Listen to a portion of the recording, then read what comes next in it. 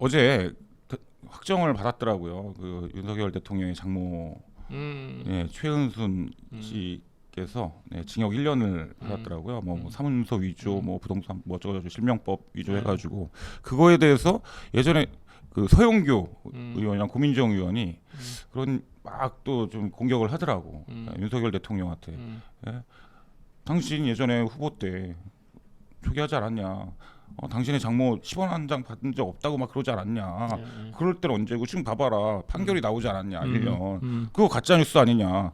국민 앞에 와서 사과해라. 이런 식으로 또 피켓 들고 예, 또 하더라고요. 예.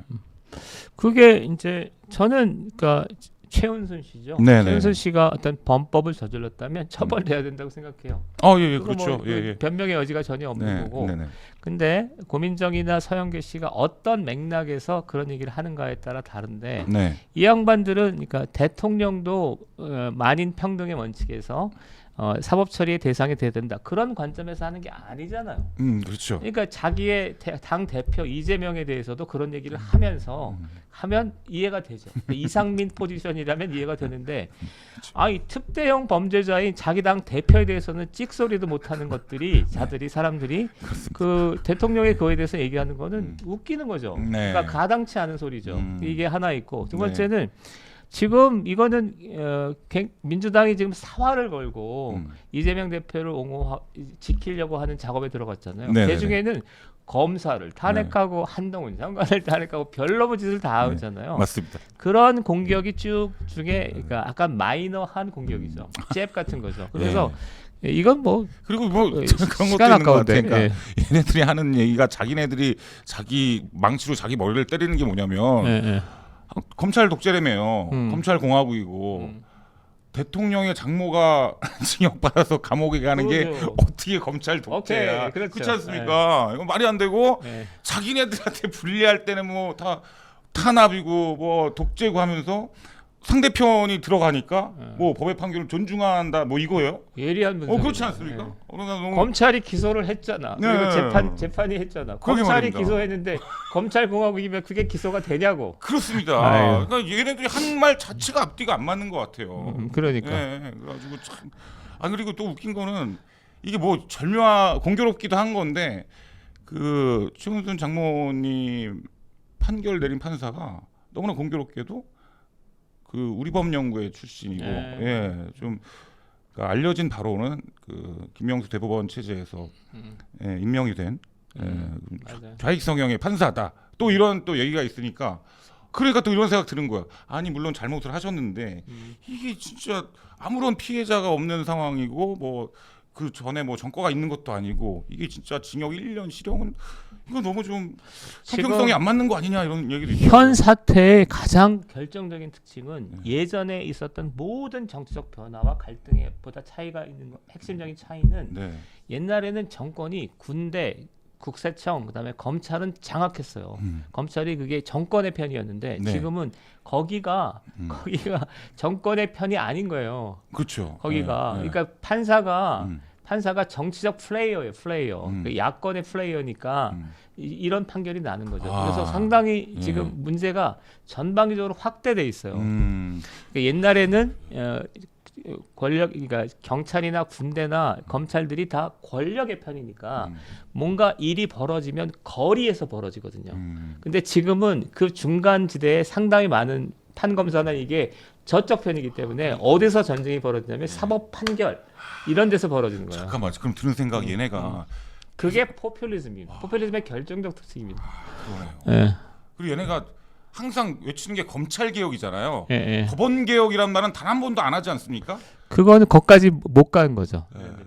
그것까지 못 가서 그렇다. 두 가지가 있는데 사상적 뿌리가 판사는 그래도 사법의 집행자이고 검찰은 권력의 어떤 하수인이다라는 뿌리를 갖고 있으면 검찰에서만 멈춘 게 있고 재판부까지 그러니까 현재 권력 투쟁은 옛날에는 거리 싸움이잖아요. 지금은 재판 싸움이거든요.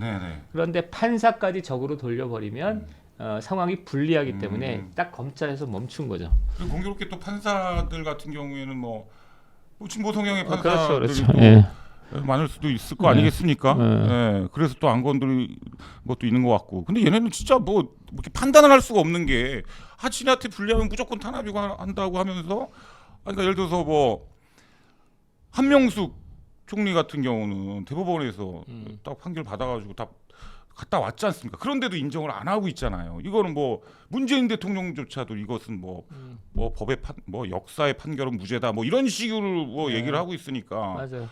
예, 그거는 뭐 이건 아예 그냥 뭐 검찰이고 법원이고 자기네들한테만 불리하면은 막 그 억누르는 뭐 좀 그런 게 있는 것 같아가지고. 예. 아무튼 예, 대표님. 저는 개인적으로 진짜 다음 총선 때 국회에 꼭 들어가셨으면 좋겠습니다. 진짜. 만약에 뭐 지역구로 출마를 하신다고 하면 제가 원하시기만 하면 제가 돕도록 하겠습니다. 아닙니다. 저는 386 운동권 청산하는데 최선을 다하도록 하겠습니다. 근데 요즘 그 연락이 많이 올 것 같아요. 386 그 예전 동료분들한테. 예전 동료한테 내가 이거 좀 표현하기 그런데 그 무슨 노조위원장 연맹위원장인데 여의도에서 만났어요. 마주친 거니까 아니면 만나기로 해서 만난 거예요? 마주쳤어요. 마주쳤어요? 근데 나는 참 이 눈물이 많고 이래서 막 껴안고 울었네. 진짜. 아직 그래. 근데 그 마주치신 분은 대표님의 지금 현황을 지금 알고 계실 거 아닙니까? 그러니까 TV에서 많이 봤다고 그래서 당신 얘기를 좀 듣고 싶다고 근데 그러는데 그렇더라고. 저는 좀 그 예전에 같이 했던 그 활동을 했던 그런 운동권 분들이 지금은 주로 뭐 하고 계세요? 그러니까 정치권으로 빠진 사람 말고 지금은 주로 그냥 현업에 종사하시면서 그냥 일반인의 삶을 살고 계십니까, 다들? 그렇죠. 그러니까 몇 가지 부류가 있는데 정치권으로 간 사람들은 얼마 안 되고 그다음에 일반 뭐 노동조합을 하거나 시민단체 활동한 사람들이 꽤 많고 그다음에 평범한 직장인들이 꽤 많고 평범하게 사는 사람도 있고 제가 볼 때는 전체적으로 보면 이렇게 부정 비리를 하거나 이권에 결부돼 있거나 그런 건 아니에요. 근데 그러니까 사상적으로 이념적으로 몽상은 아직도 심해요. 그래서 여기는 굉장히 이념 공동체고 이념 공동체가 더 깨기 어렵거든요. 깨기 어려워서 지금 문제가 좀 있어요. 문제가 상당히 심각할 거로 저는 보여요. 이게 한번 딱 머리에 박힌 이념을 바꾸는 데는 진짜 어마어마하게 그게 힘든 거거든요. 맞아요. 사실. 그거가. 진짜 그것을 이제 어떤 왜곡된 그런 이념을 갖고 있는 그 지금 쓰레기 386들을 청산해 주시기 위해서 우리 대표님께서 그러니까 어떻게 보면 그 왜곡된 이념이니까 이거는 그 어떤 치고받고 싸우는 게 아니라 차분하게 설득해서 돼야 되는데 그게 지금 안 되는 거예요. 그래서 만나기도 어렵고 그래가지고 일단은 좀 충격요법이 필요하겠다 싶어서 충격요법을 하는 거죠. 그래서 글도 쓰고 막 인터뷰도 하고 막 이러는 거예요.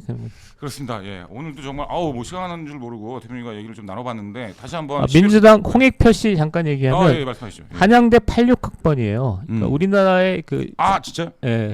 주사파네요? 수사파입니다.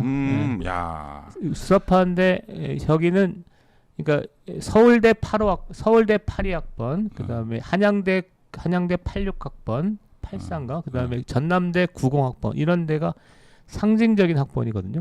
그래서 홍익표 씨는 86학번이니까 한양대 86이에요. 그래서 전대협에서 아마 어땠습니까 그때? 꽤 중요한 역할을 했을 건데 전대협 전체로 보면 뭐 그다지 중상위권 레벨입니다.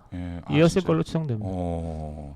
주사파입니다, 주사파. 그러니까 저는 이게 아주 그냥 정말 유아틱한 생각인데 대한민국에 양대 정당이 있지 않습니까? 민주당이 있고 국민의힘이 있잖아요. 그냥 민주당이든 국민의힘이든 요거 하나는 그냥 우리가 같은 생각을 갖고 가자. 그게 이제 북한에 대한 거. 우리의 주적은 북한이다. 요거 하나만 민주당이든 국민의힘이든 같은 생각을 갖고 있으면 훨씬 대한민국 정치가 좀 이게 잘 굴러가지 않을까라는 생각이 들어요. 지금 그게 흔들리니까 이 난리를 치는 겁니다. 그러니까. 무슨 얘기냐면 그 386은 뿌리로부터 대한민국을 부정하는 역사관을 갖고 태어났어요.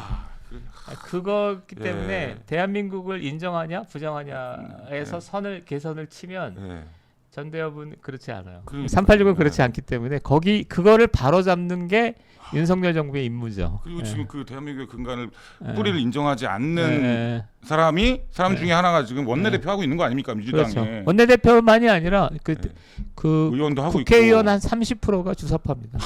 주사파이거나 주사파와 거의 같은 수준이죠. 정말 굉장히 많아요. 내가 깜짝 놀랐어요. 이거 대표님 이거 바꾸실 수 있겠어요? 그러니까 얘네들은 그러니까 내셔야 일기당천. 됩니다, 진짜. 아왜 나한테 자꾸 그래?